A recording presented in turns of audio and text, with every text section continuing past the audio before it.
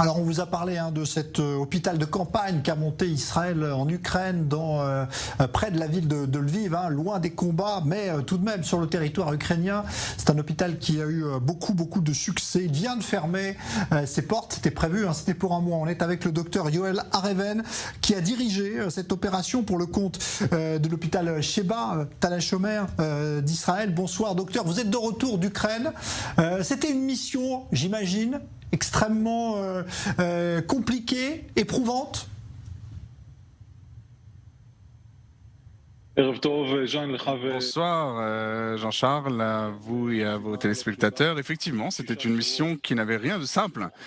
6 semaines en Ukraine avec plus de 6000 patients que nous avons traités, plus de 6000 opérations que nous avons effectuées et 2 bébés que nous avons aidés à naître. Est-ce que la situation sécuritaire a été compliquée aussi à gérer, ou est-ce que finalement les choses étaient plutôt bien organisées de ce côté-là? Écoutez, Jean-Charles, l'État d'Israël a choisi l'implantation de l'hôpital avec les Ukrainiens pour nous permettre de travailler de manière sécurisée sans que nous soyons troublés par les combats. De temps en temps, on entendait des sirènes d'alerte dans la région de Lviv, mais il n'y a pas vraiment eu de menace véritable contre le personnel. Nous avons pu travailler dans des bonnes conditions de sécurité. Alors, vous avez parlé effectivement de ces bébés que vous avez mis au monde, de ces milliers de patients que vous avez traités. S'il y a une image, une histoire que vous avez retenue, que vous avez ramenée de cette mission en Ukraine, c'est laquelle, docteur Areven?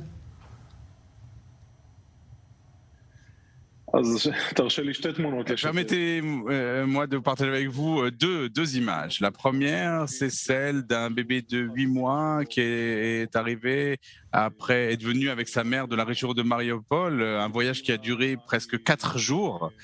La maman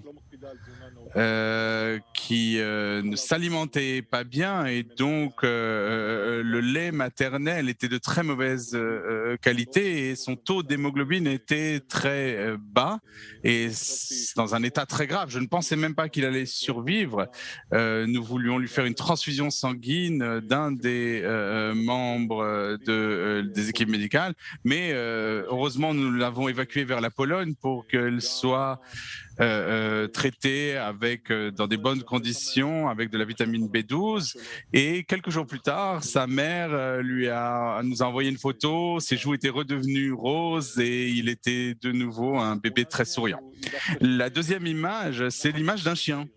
Que nous avons l'appelé Meir, puisque l'hôpital s'appelait Kochav Meir. C'était un chien qui avait été écrasé par une voiture et nos équipes lui ont repermis de marcher et lui aussi prochainement va venir en Israël. Ah ben voilà, 2 belles images que vous nous avez fait partager d'espoir. Bravo pour cette mission, docteur Yoel Areven. Bravo à tous ceux qui vous accompagnent également, tout ce personnel médical d'Israël, de l'hôpital Tal HaShomer Sheba, qui avait donc monté cet hôpital de campagne en Ukraine. Merci d'avoir été ce soir l'invité du Prime sur i24 News. Une affaire qui a fait scandale en Espagne. Et c'est de nouveau le logiciel espion